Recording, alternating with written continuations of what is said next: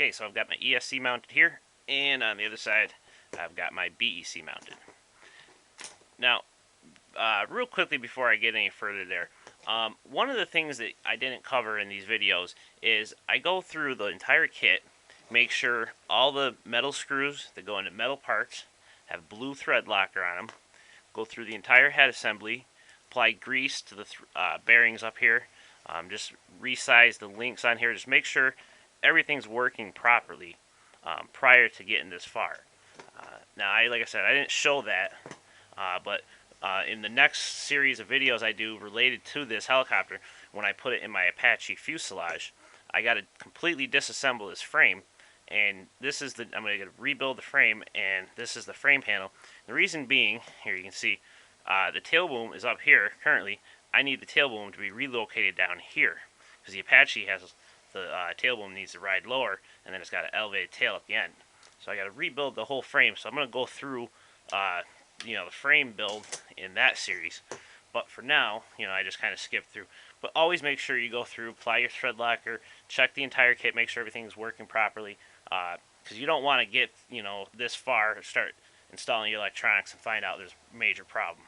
So, but continuing on, so I'm going to work through and put my motor on. Now, I did go ahead and take this front battery tray off, because that just gives me better access down in here to put my screws in for the motor. And that was only 4 bolts to hold this on, 4 screws. And the screws for the motor are in the same bag as the pinion and, the screws. Now, it doesn't come with washers, but I will be using washers on mine, so I had some extra ones laying around that I'm going to be using.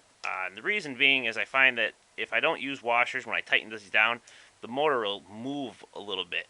But if I use washers, when I tighten the screws down, the motor will just kind of stay where I want. It just kind of eliminates some messing around. So I'm going to go ahead and get this mounted up, and I'm going to be using some blue thread locker on these bolts. You do not want these to loosen up.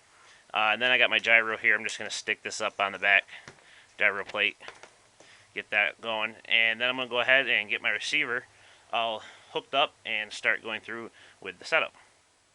Okay, now before you actually tighten this all the way down, what you're going to want to do is go ahead and get your main gear and your rotor head installed again. So that way you can set your gear mesh. Gear mesh just being the distance between the motor pinion and the main gear. You don't want it too far apart, because then you can strip out your main gear. You don't want it too tight, because then you can make the motor work. You can overload the motor just by making it have to work harder. So you want it just right. A lot of people will take a piece of paper, put it on the main gear, and then push the motor against it, then tighten the motor down, and then rotate it around and get the paper out of there. And that way you've got just the thickness of that paper between the main gear and the motor pinion. Myself, what I like to do is I just push it against it, and then gradually bring it back just enough to where I can just barely wiggle the main gear without moving the pinion. And I mean just barely. And then what I'll do is I'll go ahead and tighten that down. Okay, I'm going to start off setup here with my DX6i. Now one thing about this, as I'm going through, when you're using these, only press on the top portion of the switch here, never the bottom portion. The top portion, that's where it senses when you push down on the switch here. The bottom part, that's where it senses when you're turning it. So you only want to press on the upper portion of the switch. If you press on the bottom portion, you can actually break it, which I've done. So don't do that. So anyways, starting off here, we've got a new model, and the first thing you want to do is, you can actually see here, it's got a little helicopter picture on there. If it didn't have the helicopter on there, they'd have a little picture of an airplane, and then you'd have to go to the main menu here, go all the way down, setup list, and right here you go to model type, and you can select airplane or helicopter. So it's already set on helicopter, so I'm going to leave that. Next you can go to model name, and this is where you can go through and enter in your model name here. It's pretty simple. After you do that, just exit out here. One other thing I'm going to do here before I go any further is I'm going to go to my swash type. I'm going to change this from 90 degrees to 120 degrees. Alright, now that's pretty much all I'm going to do with this for now. Now I'm going to do is go ahead and insert the bind plug in the receiver and go ahead and bind the transmitter to the receiver. Alright, just going to go over hooking some of this stuff up here real quick. Now again, I'm using a speed controller with a separate BEC. That means the power for my receiver is going to be coming from this and not through my ESC. And by that I mean, see how the BEC is wired right in here to where it plugs into the battery. So power comes up through the BEC, comes out this wire, and then you plug this wire in the end here where it says bat and bind. That's where this would go. And this is going to provide power to your receiver. Then you would normally hook up your speed controller right next to it in the throttle channel. So that's how it's going to be hooked up for normal operation. Now, if you're using a speed controller with a built-in BEC, then you would have just something, now this is small, but you'd have just something like this. This has got a built-in BEC, so you've only got one wire to hook up, and you just hook this to the throttle channel. And then that leaves this other channel here open. Now, that's not actually a channel, but it's a power source, and it's also the spot where you bind your receiver to the transmitter. That's where you put this bind plug. Now, so here's the thing. For myself, right, I'll go back over here to this. I'm using ESC, separate BEC, so I got to plug both of these in. But the problem arises when you want to put the bind plug in. The bind plug has to go on the end. That's where it's got to go. So you're kind of left with, well, where do you put this? Well, the cool thing is you can put this in any of these channels. Does not matter. Because what this does is it provides power to these bottom rows of pins. Now they're all connected all the way down. So you put power on any one of them and they're all going to have, power through. So, you can just set this up on the end and you're good to go. Go ahead, bind the receiver to the transmitter.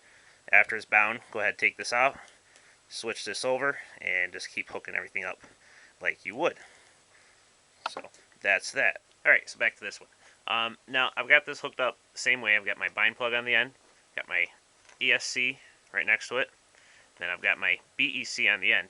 Now, you can also see here, I've got my tail servo plugged directly into my gyro, into the rudder channel.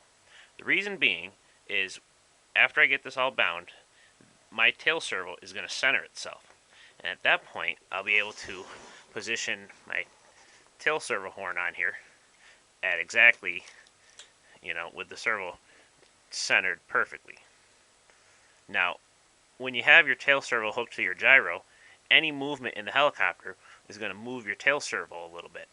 So you're never going to be able to get true dead center. Now, some of the better gyros actually, when you go into your programming mode, it will move your gyro it'll automatically center it for you, so that way you can position your servo horn on there to get it centered properly.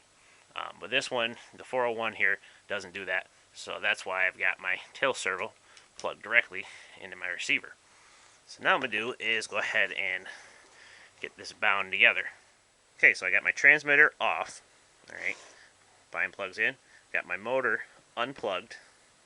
So now what I'm going to do is go ahead and plug in the ESC, and you can see the receiver start flashing. So now what you're going to do is switch up here, mark trainer, you're going to hold it towards you, and turn the transmitter on.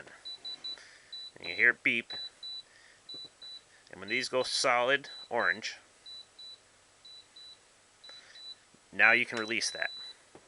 So now this transmitter, this receiver is only going to work with this transmitter. So you can go ahead and remove the bind plug, and now I can actually go ahead and position my servo horn on my tail servo, because I know my tail servo is centered right now. So just put it on there like that. There we go. So now I'm going to go ahead and unplug this, get my servos hooked up, and then I'll go through a little bit more of the setup.